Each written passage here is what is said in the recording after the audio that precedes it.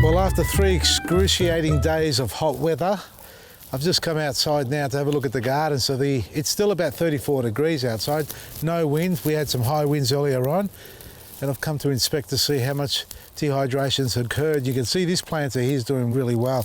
It's not getting the afternoon sun here because of the hedge, so it's been well protected, but as you go further and further away from this hedge, more and more afternoon sun hits the garden bed, and even the section under there with the plastic under the hothouse, it's so dry. Now this bed here, this garden bed here has got mulch on it. Well, in fact, all garden beds have, but this is one of the more recent ones that we built. And you can see this is holding its moisture. Look at that. That's bloody great. I'm happy about that. But that's because it's in the afternoon shade. So about 2 o'clock onwards, we don't get any direct sun on this area here. And this chili plant has fallen over. So it's top heavy. It's a lettuce plant that's gone to, well, it doesn't even look like a lettuce anymore. So we're going to stake this one back up as well. If I let it go, it's just going to fall over. Yep, let it go. Let's go and see the other ones. This has been producing really well. Plenty of cucumbers and capsicums and onions. And I'm just going to see how wet or dry it is. Oh, it's gone dry already. Although, if I dig down deep inside, there is moisture there. You can see that, how it's sort of blackening off on the fingers. So it's not super wet, but moist enough. So there is a little bit of moisture. It has dried out on top really quick. Now, this got to water about 9:30 in the morning, which wasn't too late because the sun's pretty late in getting over the top of the trees. But it's about 7 o'clock now and it is dry. So we've had a lot of high wind coming through. We'll see the other beds on the other side. This is another recent bed. We're getting further and further away from the hedge, so we're getting more and more sun. And the mulch is dry on top, but underneath, folks, this is delicious. This is fantastic. Look at that, worms too. Plenty of worms, that's alive. Beautiful, so that's doing well. So the relatively new beds, and that's something we've got to always factor in, folks, because every time you finish a season of planting, and mind you, this has only got an egg plant, so it hasn't had a season with this new compost on top. But when you do finish, if you don't replenish the soil, you really are exhausting what life you have in there. You can feed it with plants, I suppose, or what I'm trying to say is plants will feed the soil, but you really need to add some extra on top. So what we've done is our, the planting mix and mulch, obviously. And this plant here had lace bug. It was riddled with lace bug. I've dug it out of another garden bed and brought it here. You can see some of the lower leaves have still got a little bit of those markings on it. No white fly.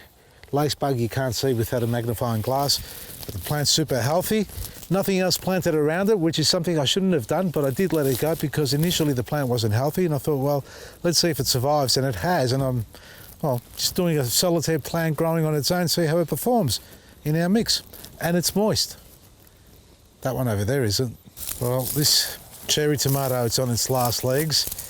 This is probably the hottest spot in the garden, folks. It's the lowest bed. Well, not the lowest, but it's a low bed by comparison to a lot of the other beds. You see how dry it is at the back there, and the eucalyptus are still up. I haven't chopped them down yet, that's right. Keep saying I'm going to get onto that.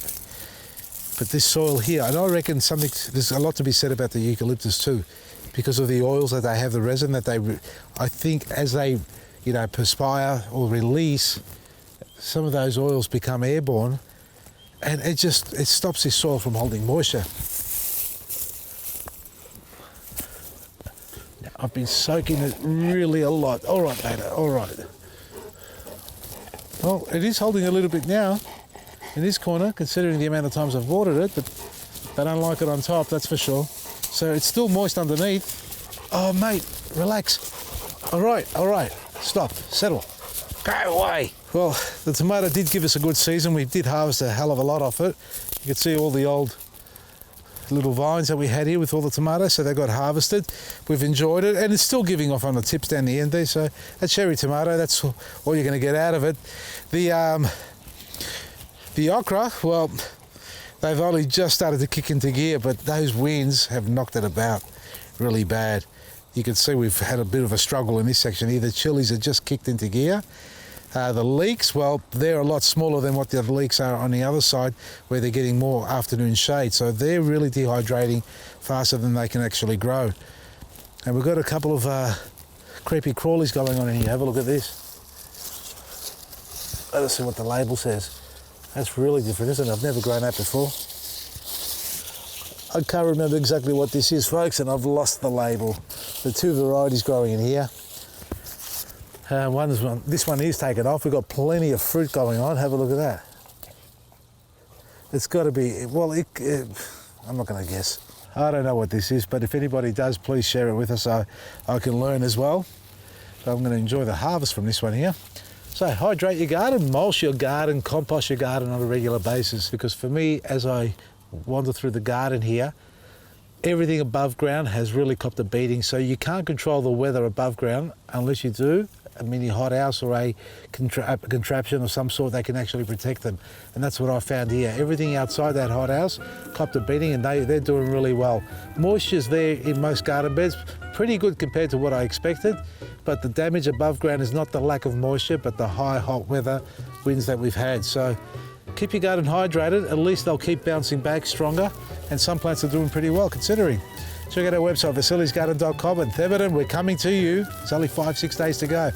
Vasilis Garden from me, Vasili Maresi.